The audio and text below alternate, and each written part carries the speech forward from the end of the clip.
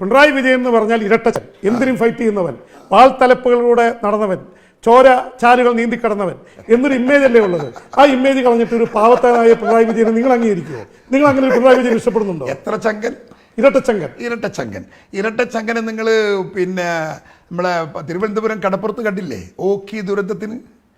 ഓക്കി ദുരന്തത്തിന്റെ അവസാന നാൾ ആദ്യമൊന്നും പോകാതിരുന്ന ഈ മനുഷ്യ ശരീരം കടലോരത്ത് വന്നിങ്ങനെ അടിയുമ്പോൾ അമ്മമാരും ഭർത്താക്കന്മാരും അച്ഛന്മാരും ഏട്ടന്മാരും ഒക്കെ പൊട്ടിക്കരഞ്ഞ് ശവശരീരം കെട്ടിപ്പിടിക്കുമ്പോൾ സെക്രട്ടേറിയറ്റിൽ ഇരുന്ന് ചാനലും കണ്ട് ഫയലും നോക്കിയ അദ്ദേഹം നിർമ്മല സീതാരാമൻ വന്നപ്പോൾ അദ്ദേഹം വന്ന് ഓക്കി അവിടെ പോയി, കടപ്പുറത്ത് പോയി.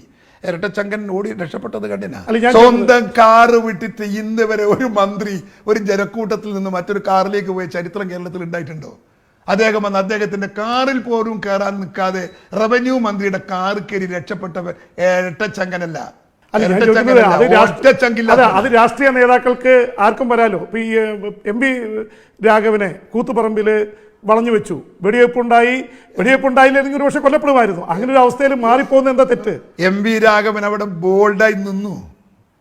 പോലീസുകാർ മാറാൻ പറഞ്ഞിട്ടും സ്റ്റേജിൽ നിന്ന് MP രാഘവൻ ഇറങ്ങിയില്ല.